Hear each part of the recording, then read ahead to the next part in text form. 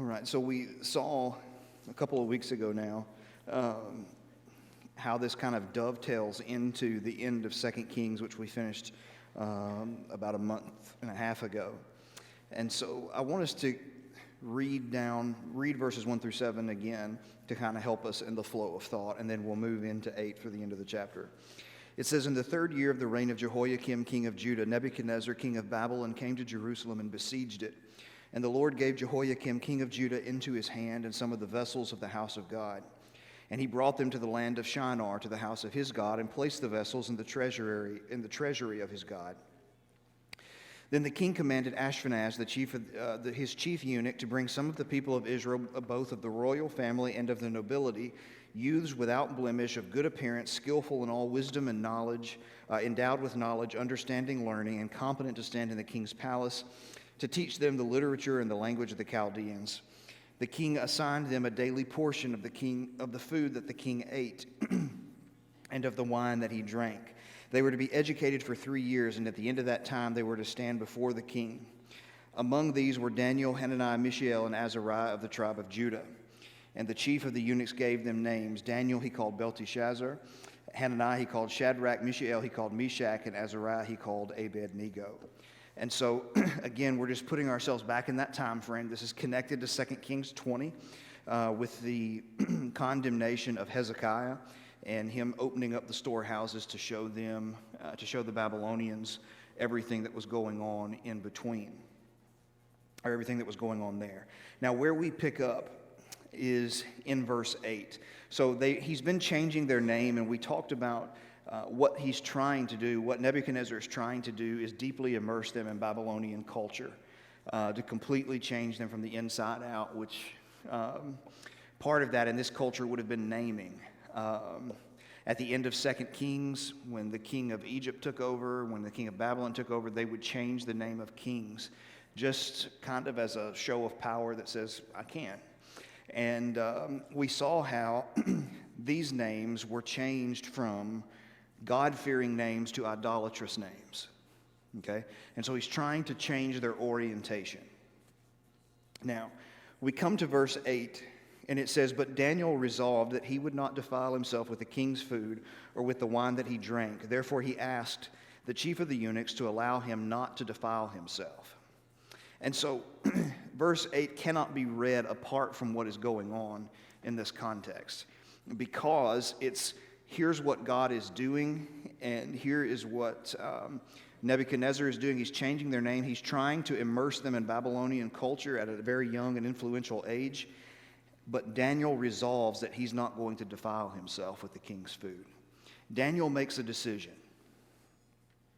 So when it comes down to the things of life, we oftentimes have heard said, and maybe said it ourselves, that life is filled with decisions. And that's true. But really, life is filled with a decision, and the rest are the consequences from that one decision. And when we make a decision, other decisions almost, the majority of the time, are immediately answered by the commitment to the initial decision. It's not hard. It's not something we have to sit down and really think about. I chose to serve God.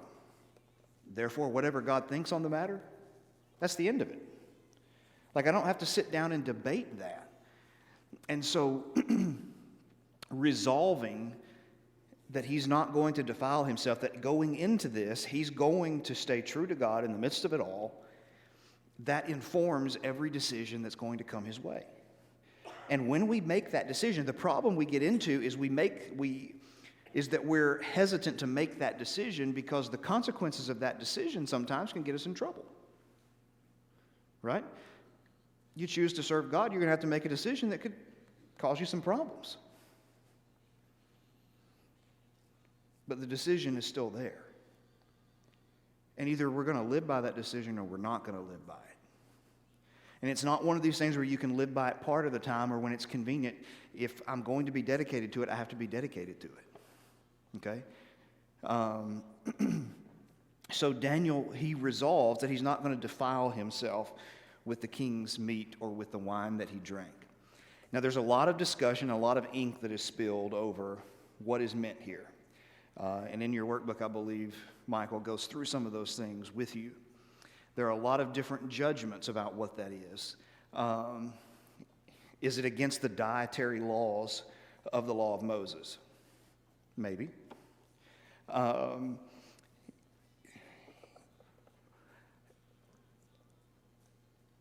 I get the sense. There are two explanations that make the most sense in my mind. One is that it is in some way against dietary restrictions, okay? I respect and appreciate the perspective of people who don't see that, but I think sometimes we outthink ourselves, okay? And we overcomplicate something that's not there. And so basically the argument goes like this: well, it can't be that that they didn't want the meat because it broke the dietary laws in Leviticus 11 because it was sacrificed to idols, because they were going to eat vegetables and those were sacrificed to idols. Well, here's the thing. That second statement I made, I have never seen actually proven that the vegetables would have been offered to God. I've heard it stated, but I've never actually seen a Babylonian document or any reference to a Babylonian document that says. Now, under the law of God, yes, there were grain offerings, but that doesn't mean every vegetable was made as an offering in worship to a false god. And so, I do think there's a reason that we're using the word defiled here. I think it does have something to do with dietary restrictions coupled with the meat having been offered to an idol in worship. And so people will obviously then, their minds go, well, what about what the New Testament says about eating meat that's been offered to idols? Okay? Let me put this scenario in front of you.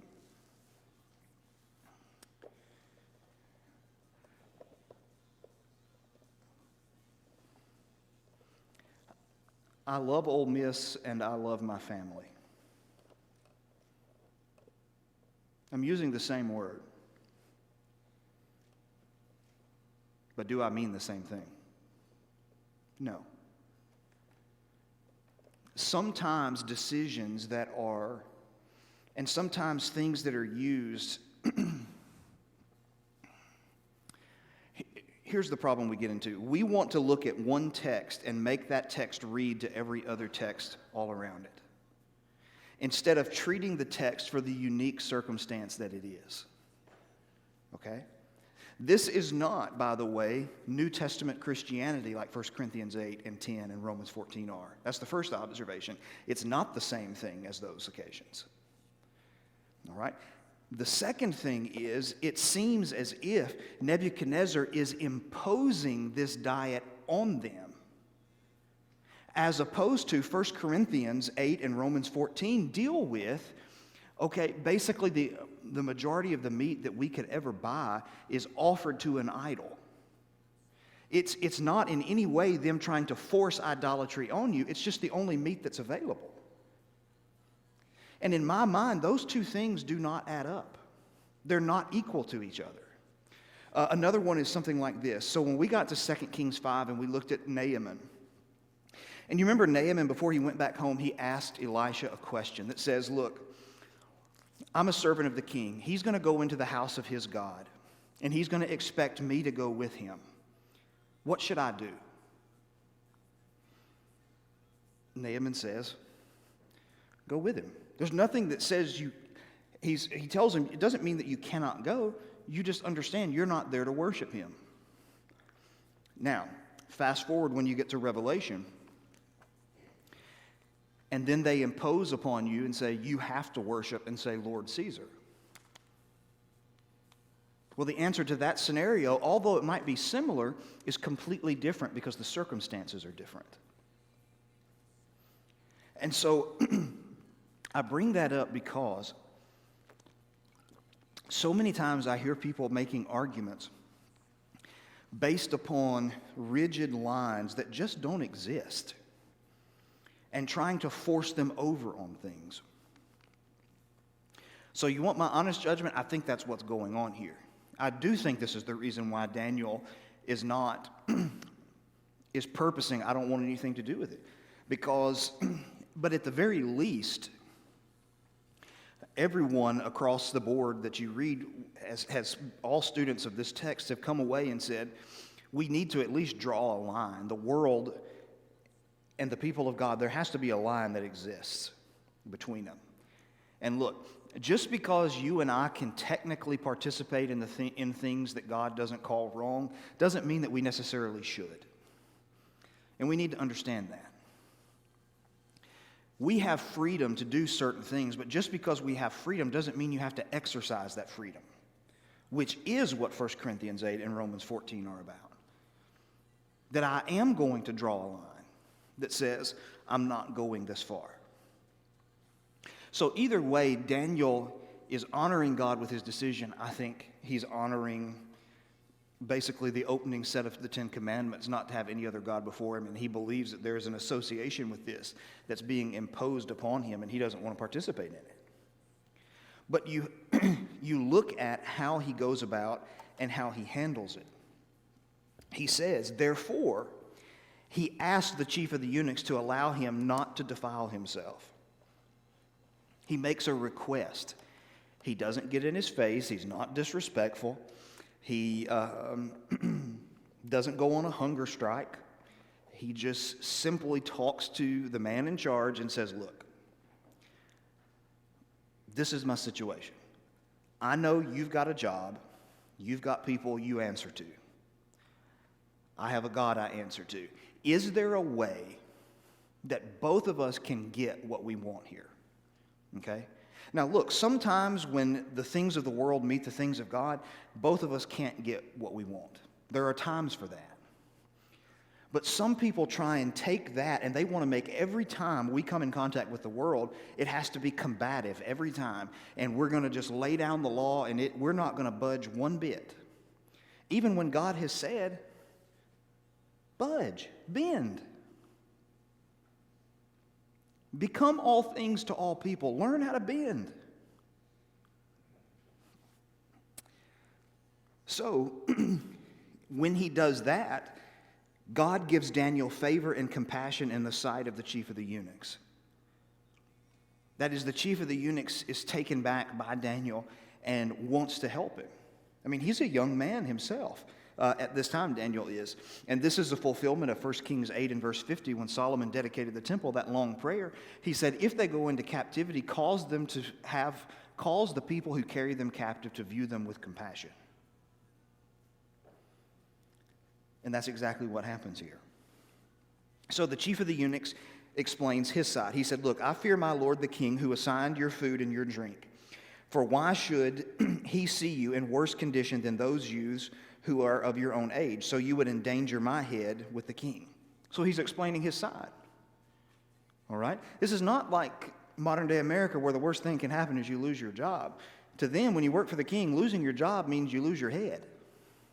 It's a little bit more drastic. Okay? So, Daniel said to the steward, okay, I've already thought through that. Whom of the chief of the eunuchs assigned, then Daniel said to the steward of whom the chief of the eunuchs had assigned over Daniel, Hananiah, Mishael, and Azariah, he said, test your servants for 10 days and let us be given vegetables to eat and water to drink. Okay? Then let our appearance and the appearance of the youths who eat the king's food be observed, and you deal with your servants according to what you see. Can we just take a short period of time and just test and see if what I'm saying is unacceptable? Now, what we have to keep in mind here, okay, a couple of different things. First of all, this is not a biblical argument for being a vegetarian, which is what some people try to do with this. And I got to be honest, it's terrible at biblical exegesis. It's terrible. That's not what he's saying here, okay? God is not saying, therefore, hey, Daniel was a vegetarian, therefore every one of you got to be vegetarians. That's not the point. If I'm reading Daniel 1 and that's what I'm walking away with, I'm missing the whole picture of what's going on.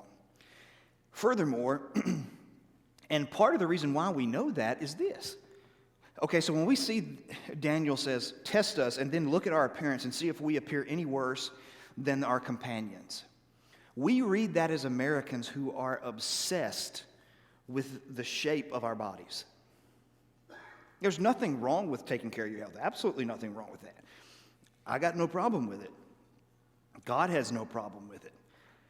But we got to understand something. We're unique in our view of that in cultural history. In majority of the generations of the world, a person, look, even in our nation, go back to the revolutionary times. The women that were considered to be the most attractive and the most desirable were women who we would consider to have been overweight. That's what our culture would have been obsessed with that and say, there's no way that could have been attractive.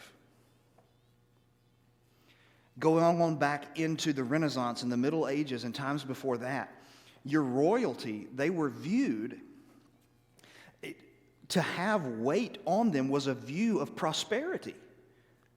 That you had an abundance of food and money to buy that food at your disposal. So when he's talking to Daniel here about his appearance, he's not saying, look, I want to get you shredded. He's saying, I got to fatten you up a little bit. So it's quite the opposite of the whole vegetarian get yourself in shape idea. I've got to make you look like you're prospering. Because that's what they desired. So,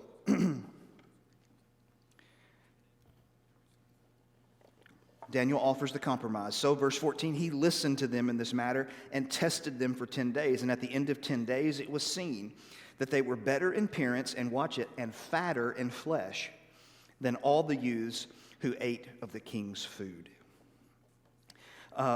Josephus, the first century Jewish historian, in one of his dialogues against Apion, says that some of the other youths that were involved in this would have been Egyptian, Phoenician, and Syrian. And so that was kind of Jewish tradition. That's probably pretty accurate, just because of the nations. Those nations were taken captive around the same time as the people of Israel. And so the steward took away their food and the wine that they were to drink and gave them vegetables. So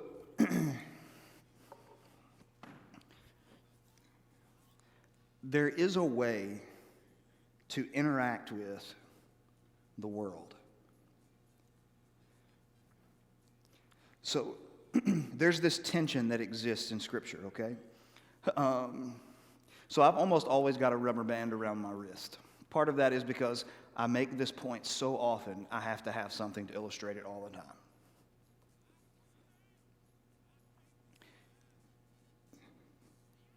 This rubber band right now is virtually worthless. It's doing nothing.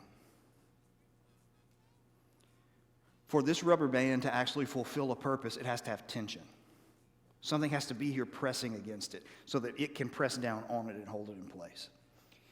Now, a lot of people, when they study the Bible, they want to pull only on one side of this rubber band.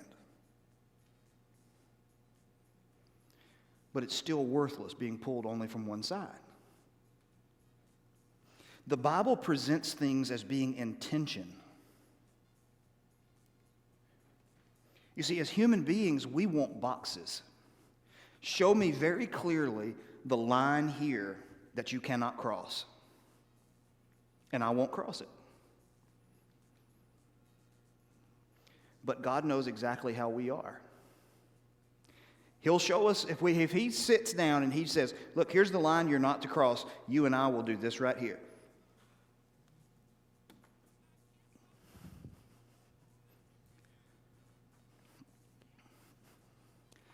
This is what the first part of the Sermon on the Mount is about. So here's the tension. On one side, say Matthew 5:13 through 16, 2 Corinthians 6:14 through 7:1, come out from the world and be separate.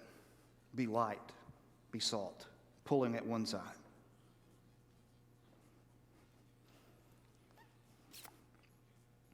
First Corinthians 9, I became all things to all people, so that by all means I might save some. In the world, not of the world. See that?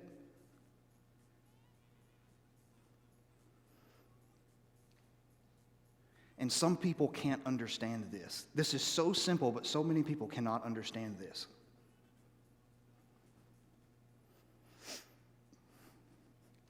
I have to interact with sinful people in the world. That doesn't mean I've embraced the world because I interact and have relationships with sinful people.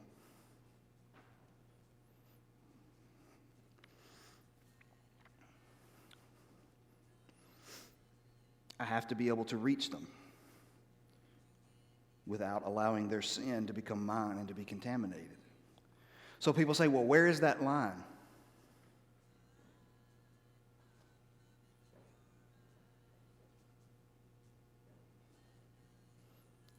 Tension. God wants us to think. People say, Jesus ate with tax collectors and sinners. That's right. But you better keep this in mind. He didn't go and sin with them. He didn't commit sin with them in order to make them more comfortable.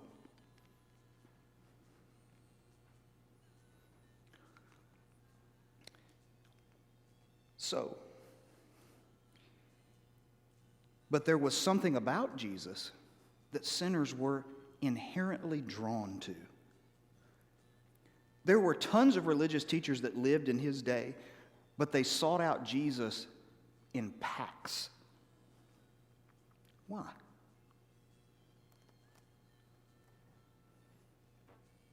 And you see, here's the thing. Most of us usually lean one way or the other on this. It's got tension, but most of us usually lean one way or the other.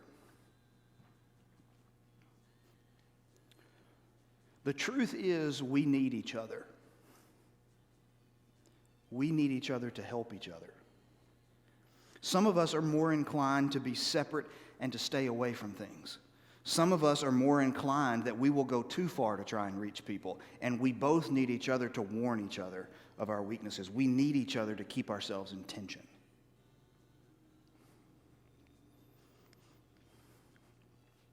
And this is where a lot of the wars take place in church.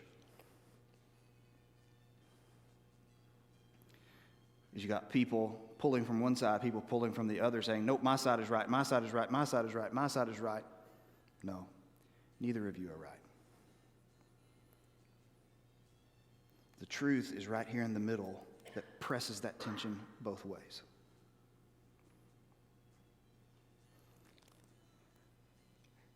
And so one of the things, even in this class, I don't know where everybody would fall, but I know, based upon human nature, every one of us fall in one of these two categories.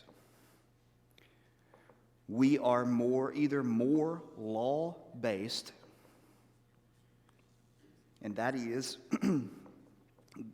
we see God's lines of what are right and wrong, and we're drawn to that, and we are therefore not as inclined to be compassionate and gracious toward people. And there are others of us who wouldn't call wrong wrong to save our lives, because we don't want anybody to be upset with us or anybody to think we're narrow-minded or judgmental. We're not going to call anything wrong.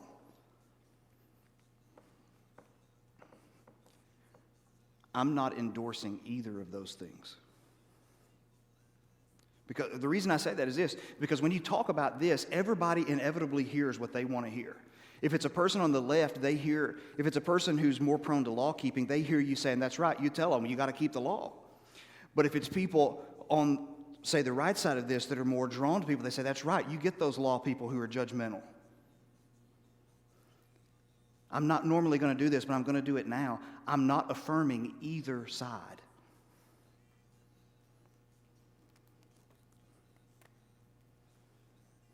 Because neither side, if they're only on one side, is right. And this is what makes Christianity challenging. Is how do we wrestle with the line? in Daniel's case, one of the things he shows us is God has a law.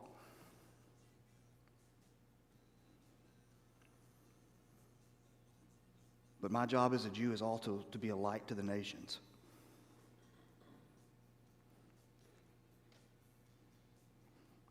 And if I look at him and say, look, you sinful, dirty Gentiles, y'all just do everything wrong and blah, blah, blah, and blast him,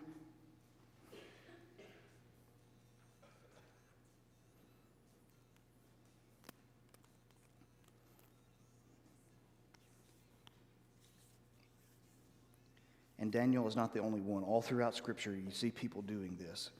And every generation, you're going to find people all struggling with the same question. So he gets that. He wins that. God allows him and is shown favor to win that particular debate. So now in verse 17 it says, "And these 4 youths God gave them learning and skill in all literature and wisdom, and Daniel had understanding in all visions and dreams." So all of them, God, it seems in some way, whether that's providentially, whether it's miraculous, I don't know. God enhances their understanding. Now obviously Daniel understanding visions and dreams, that's miraculous. That's not just something, you can't teach somebody that. God either gives it to you or you don't. Now, visions and dreams, a lot of people split hairs. The most common idea behind a vision and a dream, the basic difference that's been put forward, is in a vision you're awake and kind of interacting, and in a dream you're asleep. That's the basic distinction between the two when you look at them. In a vision, like Ezekiel is sitting there teaching before the elders, and a vision of God appears and takes him up and away. He's awake. Daniel, when we get to chapter 2, the king will have a dream. Or in other places, God will speak to a person in a dream. And so it's a little bit different. And so they grow in their understanding. It says, and at the end of time, that 3-year period, when the king commanded that they should be brought in, the chief of the eunuchs brought them in before Nebuchadnezzar, and the king spoke with them. And among all of them, none was found like Daniel, Hananiah, Mishael, and Azariah. Therefore they stood before the king. And in every matter of wisdom and understanding about which the king inquired of them, he found them 10 times better than all the magicians and the enchanters who were in all his kingdom. They're head and shoulders above. And he's not just giving them riddles, he's giving them real situations. Okay? I heard the bell, but we're good.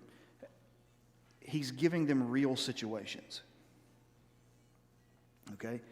How do you handle this? What is interesting sometimes is I go to conferences, other places, and you get on this there are questions that are asked many times in panels at these conferences. And you hear people answer from different perspectives. I was on a mental health panel in Texas a few weeks ago. I was there with a man who's a little younger than my dad, and then there was me. He's a licensed counselor. I'm not. I was more representing the side of, I understand what some of these challenges are personally and in my family. I can speak as someone who has been there. He has not had those issues. He speaks as one who is a professional. There's a difference in the approaches. I say that to say this. You sit a less experienced guy in preaching and you ask him a question. You get a guy that's got some experience, you ask him the same question, you're going to see different answers. One is going to be more cerebral. They're going to give you technicalities and fine arguments. The other is going to approach it very differently. Because there's a difference between ministry in theory and ministry in reality. When the king is asking them questions, he's asking them questions to see not only do you understand the concept, but do you also understand human nature? Do you understand how these international situations work? And if you do, and obviously they did, then he promotes them and trusts them. And then the peculiar ending of verse 21, Daniel was there until the first year of King Cyrus, who will be the Persian king. And so the point being that Daniel outlasts. We begin with it, God giving the people of Israel over to Babylon, and it closes with, oh, Daniel's still here, and the Babylonians are gone. And so it's a very peculiar way to open the book, but it gives us some insight as to what we're going to see in the future, that this captivity is not going to last as long as they maybe had thought it would. So we'll pick up chapter 2-ish, wrap up a few things in 1 and move into chapter 2 in our next study session.